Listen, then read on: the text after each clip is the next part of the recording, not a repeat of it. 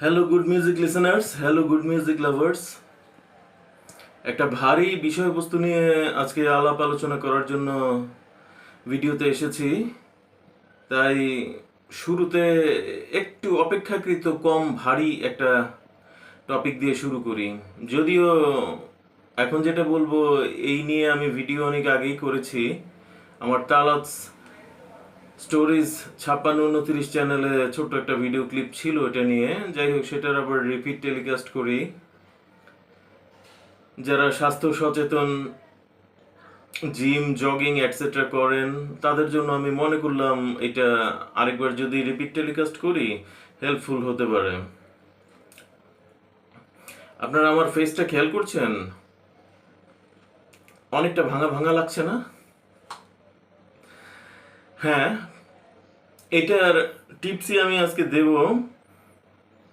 আমার মতো অনেক ছেলে আছে যারা শুকাতে চায় এবং বিশেষ করে মুখটা ভরাট, এরকম গাল্লু গুল্লু টাইপ যারা, স্কুল কলেজ লেভেল থেকেই বলছি, অ্যাডাল্টদের জন্য বলছি, গাল্লু গুল্লু মুখ নিয়ে অনেকে অখুশি আছেন। অনেকে চিন্তা করছেন এটা কমানো যায় কিভাবে। আমি যখন ইয়ার 2009 থেকে একজন জুনিয়র ফ্রেন্ডের কথাতে রেগুলার জিম শুরু করি, তখন জিমের ইনস্ট্রাক্টরকে আমি জিজ্ঞাসা করেছিলাম যে ভাই, এই গাল্লুগুল্লু টাইপ বুকের শেপটাকে একটু ম্যানলি করবো কিভাবে, একটু ভাঙতে চাচ্ছি। উনি আমাকে বললেন যে তুমি পুশ আপ বা বুক ডাউন দেওয়ার সময় চেহারাটা নিচের দিকে রাখবে, নাকটা নিচের দিকে রাখবে, তাহলে এটা কাজ হবে। আর সেকেন্ড আরেকটা কাজ করবে, জগিং করবে, জোরে জোরে জগিং করবে। এই ধরনের একটা আমাকে পরামর্শ দিয়েছিল। সেটা থেকে জিস্ট নিয়ে এখন আমি আপনাদেরকে বলি, এই পার্টিকুলারলি যারা এই যে গাল্লুগুল্লু মুখ ভাঙতে চাচ্ছেন যারা, তাদের জন্য টিপসটা দিচ্ছি। আপনারা 45 মিনিট জগিং করার চেষ্টা করেন, সপ্তাহে অন্তত 5 দিন, 45 মিনিটস একটা টাইম বের করেন এবং জোরে জোরে হাঁটতে হবে। কিন্তু এটার মধ্যে কথা আছে, আপনার শরীরে যতটুকু সহ্য হয় শুরুর দিকে যারা শুরু করেছেন তাদের জন্য বলছি। শুরুতে কিন্তু শরীরে চর্বি বেশি থাকে, হয়তো আপনি বেশি মোটা, এত জোরে হয়তো হাঁটতে পারবেন না। আপনি আপনার গতিটাকে একটু ওঠানামা করাবেন। আপনি জোরে হাঁটা শুরু করলেন, ঠিক আছে, আপনার সহনশীল ক্ষমতার মধ্যে সেটা যতক্ষণ পর্যন্ত থাকছে ততক্ষণ আপনি জোরে হাঁটুন। তারপর শরীরই আপনাকে সিগন্যাল দেবে, মাথা ঘোরাবে বা কিছু একটা ব্রিদিং এর প্রবলেম হবে, তখন আপনি গতিটাকে একটু কমান, একটু কমিয়ে তারপর সেই গতিটাকে সাস্টেইন রেখে আবার হাঁটতে থাকুন। একেবারে কিন্তু জিরো স্পিড বা কচ্ছপের গতি করে ফেলা যাবে না, আবার এটা মাথায় রাখতে হবে। অন্তত প্র্যাকটিসটা রাখতে হবে একটা মিনিমাম, আমার শরীরের সহনশীলতার জায়গাতে আমি টলারেট করতে পারছি, ওরকম ভাবে শরীরের সাথে মানিয়ে নিতে পারছি, ওইরকম একটা স্পিড কিন্তু আপনাকে টার্গেট করতে হবে এবং সেটা থেকে একটু প্রতিদিন প্রবণতা থাকতে হবে স্পিড আপ করার। জগিং এর ক্ষেত্রে স্পিড আপ করতে গিয়ে আপনার ব্রিদিংটা যখন ভারী হবে তখনই আসল টেকনিকটা।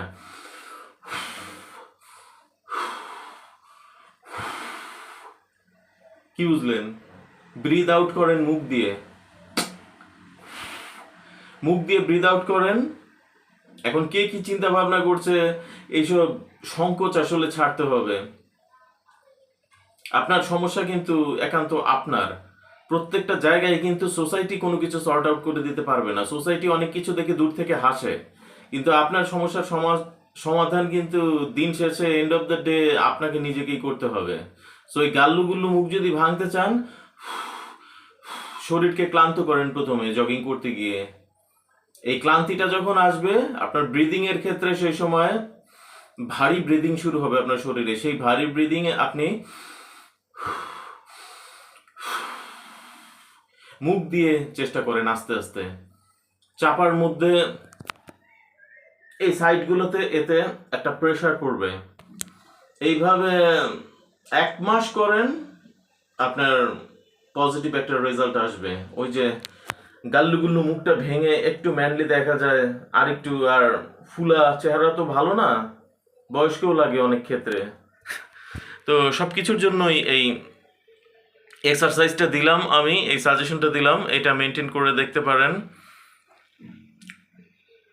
ফেসের মধ্যে বাবু বাবু বাচ্চা বাচ্চা গাল্লু গুল্লু কাটিং থেকে বরঞ্চ আর একটু ম্যানলি জ লাইন, ম্যানলি শেপের মধ্যে চলে আসবেন। তো যারা চাইছেন ওই রকম শেপে চেহারাটাকে আনতে, তারা আমার এই ভিডিওটা ফলো করতে পারেন। এবার গান বাজনা নিয়ে একটু কথা বলি। আর একজন সাইকিয়াট্রিস্টের ভিডিও দেখেছি, এর মধ্যে আমি ভিডিওতে উনি একটা লাইন বলেছেন, লাইনটা আমি মার্ক করেছি, সেটা নিয়েও আমি কথা বলবো।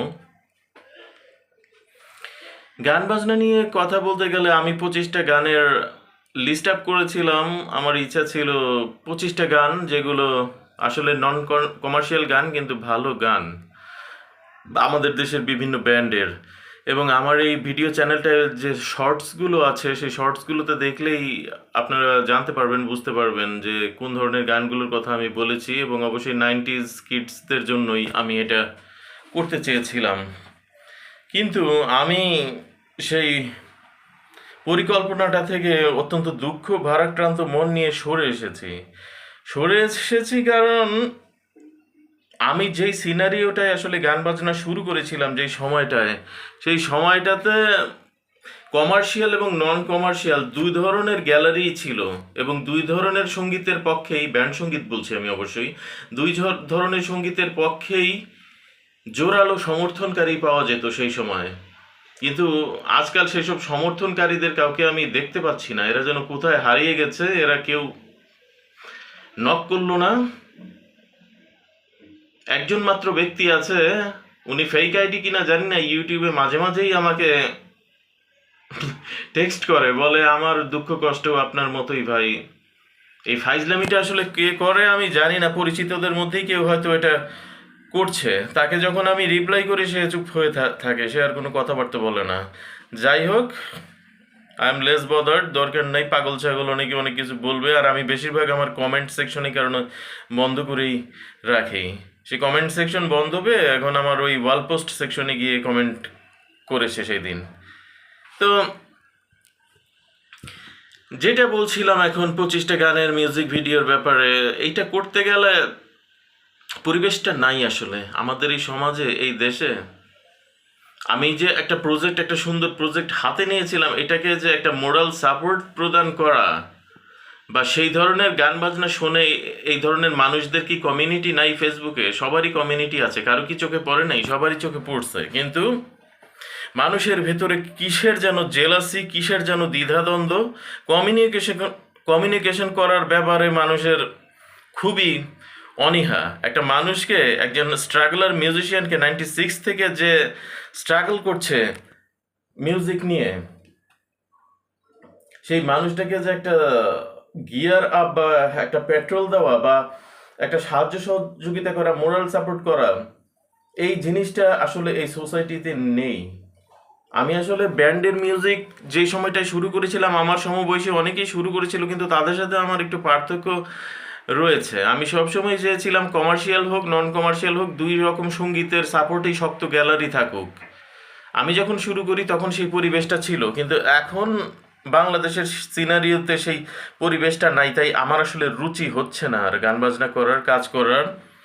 যদিও আমি অনেক স্ট্রাগল করেছিলাম আমার ভোকাল টোনটাকে এস্টাবলিশড করার জন্য, সব কিছু রেডি করেও আমি বন্ধ করে দিয়েছি। আর্থিক সমস্যা কিছু ছিল, একটা গিটারের অভাব, সেটাও খুব বড় একটা সমস্যা বলবো আমি সেটা না। কিন্তু সঙ্গীতটা তো আসে আসলে ব্রেন থেকে, মন থেকে, আত্মা থেকে, মানুষ ও মনন থেকে।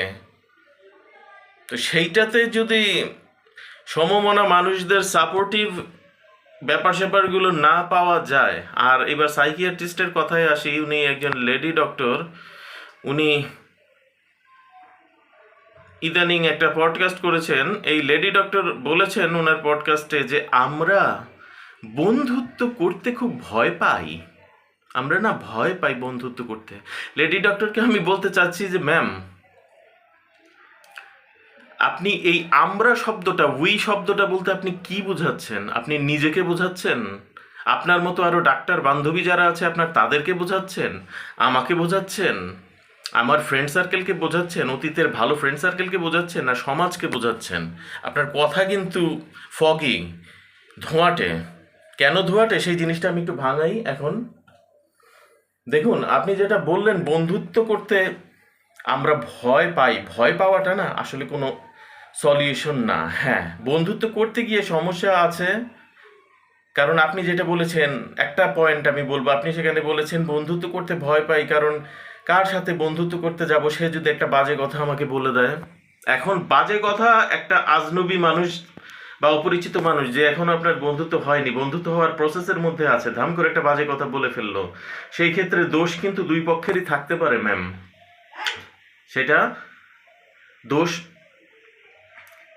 আপনারও থাকতে পারে, বা আমি নিজের উপরই জিনিসটা নিয়ে বলছি, আপনাকে দিয়ে না বোঝাই। আপনি যেহেতু আমরা বলে একটা ফগি কথা বলেছেন, তা আমি সাপোজের উপর ভিত্তি করে নিজের উপরে নিলাম জিনিসটা, আমার উপর নিয়েই আমি জিনিসটা বলছি। হ্যাঁ, একটা নতুন মানুষের সাথে আমি ফ্রেন্ডশিপ করব, ফ্রেন্ডশিপটা আসলে অবশ্যই জরুরি। এবং এই যে আমার গানের 25টা ভিডিও, মিউজিক ভিডিওর কাজ থেমে গেল, এইটার পিছনেও আপনার ওই কথাটা কিন্তু সংশ্লিষ্ট আছে, সামহাও জড়িত আছে যে বন্ধুত্ব করতে ভয় পাই। বন্ধুত্ব করতে ভয় পাই মানে বন্ধুত্ব হয় না।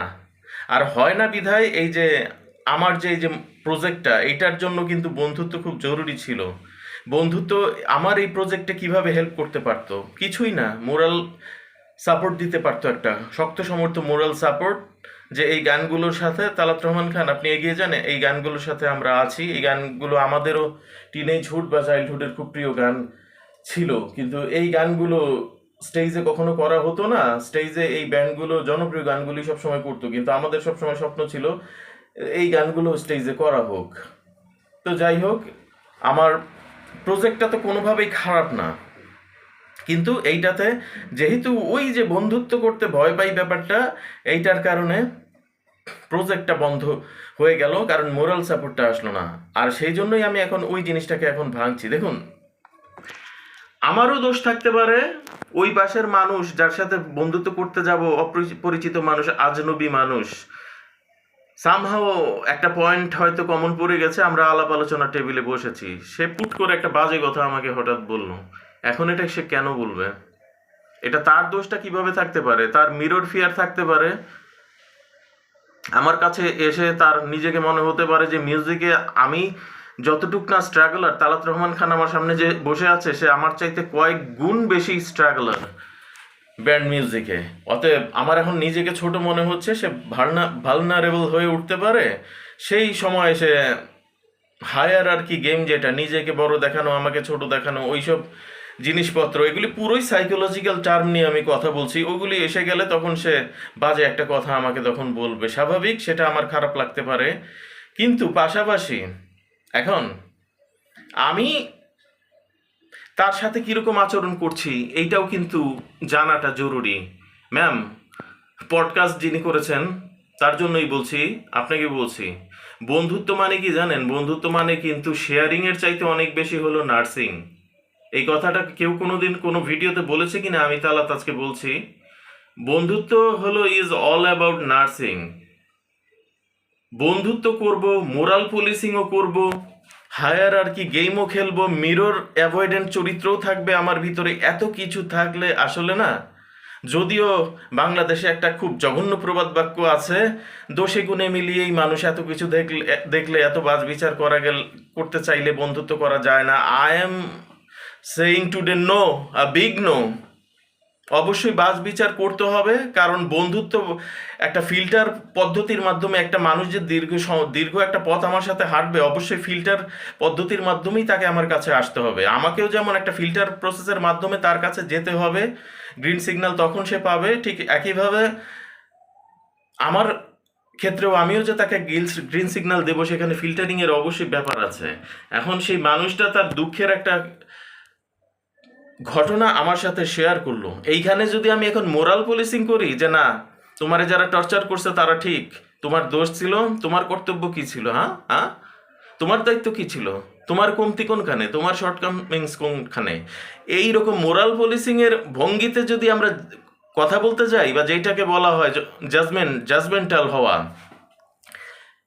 এই জাজমেন্টাল হয়ে আমি হয়তো মনে করতে পারি আমি খুব ফেরেস্তা মানুষ, আমি ফেরেস্তার দায়িত্ব পালন করছি, আমি একেবারে জাজমেন্ট করছি, ন্যায় বিচার করছি, মানুষ হিসেবে আমি 100 ক্যারেট খাঁটি গোল্ড হিসাবে নিজেকে প্রমাণ করতে চাইছি, শ্রেষ্ঠ হিউম্যান বিং হিসাবে আমি নিজেকে প্রমাণ করতে চাইছি। দেখুন, ভালো বন্ধু আর শ্রেষ্ঠ হিউম্যান বিং দুটার মধ্যে একটা ডিফারেন্স আছে, একটা লাইন আছে, থিন লাইন আছে। মোরাল পুলিশিং করে সবসময় ভালো বন্ধু হওয়া যায় না। আমি একদম বাস্তবতা বলছি, যেহেতু ওই পডকাস্টে আমি এই ধরনের কথা শুনলাম, আমার মাথায় চিন্তা ভাবনাগুলো এই জন্য এসেছে। মোরাল পুলিশিং এর অভ্যাস ছাড়তে হবে, বা মোরাল পুলিশিং করলে সেটা সময়ের সাথে সাথে মানুষটার কানে যেন সহনশীল হয়, বা মানুষটা কথাটা শুনে যেন একসময় রিয়েলাইজ করতে পারে যে না, এটা আসলে আমাকে যে ওই পাশ থেকে তালাত রহমান খান কথাটা বললো, এটা আসলে ওর কথা না, আমার নিজেরই কথা, আমার নিজের কথাই ও মিরর করলো, রিপিট করলো। এইভাবে মোরাল পুলিশিং এর কিছু পদ্ধতি আছে, আস্তে ধীরে সেটা এগোতে হবে। এবং আমি বলবো মোরাল পুলিশিং না করা বেস্ট, কারণ আজকের যেই যুগ, আগের যুগেও সেটা ছিল, মোরাল পুলিশিং কেউই কখনো পছন্দ করেনি, কিন্তু আজকের যুগে মানুষ আরো বেশি ধৈর্য হারা, আরো বেশি অস্থির। মানুষের কাছে কিন্তু রিলেশনশিপ বিল্ড আপের জন্য, ওটাকে নার্সিং করার জন্য এত সময় নাই। যেহেতু সময় নাই, আমি মনে করি মোরাল পুলিশিং বাদ দিয়ে দেওয়া উচিত। একটা মানুষ যদি নিজেকে বলে ভিকটিম রোল প্লে করে, বা বলে আমি ভিকটিম, তাকে আমি সরল বিশ্বাসে একবার শুধু জিজ্ঞাসা করতে পারি কথাগুলো কি সত্যি। সে যদি মিথ্যা বলে বা সত্য বলে, আমার তো এখন পুলিশ হয়ে তদন্ত করার দরকার নেই সত্যি বলছে বা মিথ্যা বলছে। আমি বন্ধুত্ব সুন্দর জিনিস, ডিভাইন জিনিস, আমি সরল মনে তাকে বিশ্বাস করবো, এইটুকু বিশ্বাস আমাকে রাখতে হবে। আচ্ছা ঠিক আছে, মেনে নিলাম তুমি ভিকটিম, পারলে ভুলে যাও ব্যাপারগুলো, আর পারলে তুমি প্রফেশনাল হেল্প নাও, কারণ I am not a doctor, I am not medical trend. এইটুকু বন্ধুকে বুঝিয়ে বলতে হবে। এবং টপিকটা আজে বাজে দিকে যেন না যায়, টপিকটা যেন বন্ডিং মজবুতের দিকেই বেশি যায়, সেইভাবে সেই কায়দা কৌশল অবলম্বন করে কনভারসেশন বজায় রাখতে হবে। এইটাকে প্র্যাকটিস করতে হবে দিনের পর দিন, মাসের পর মাস। সো বন্ধুত্ব করতে যে আসলে ভয় পাই, বা একটা বাজে কথা যে চলে আসতে পারে আমার কাছে, বা আমার কাছ থেকে আপনার কাছে চলে যেতে পারে একটা বাজে কথা, এইটাতে কার কতটুকু দোষ আছে সেইটা মনে হয় আগে চিন্তা ভাবনা করার একটা ব্যাপার আছে। সো আজকের আসলে ভিডিও এটাই ছিল। তালাত রহমান খান ভিডিওর একেবারে শেষ পর্যায়ে চলে এসেছি। ফুটবল খেলা চলছে বাংলাদেশে, সবাই, সরি, স্পোর্টসে আমার কোনো আগ্রহ নেই, তাই স্পোর্টস নিয়ে কোনো কথা বলবো না। আপনারা বেশি করে পানি পান করুন, কারণ গ্রীষ্মকাল চলছে এখন, এটা জুন মাস শেষ হয়ে জুলাই মাসের দিকে যাচ্ছে সময়টা, শরীর থেকে সবার স্যালাইন বেরিয়ে যাচ্ছে, গ্লুকোজ বেরিয়ে যাচ্ছে, এইসব দিকে খেয়াল রাখুন, বেশি করে পানি পান করুন আর খেলা দেখুন। বাই।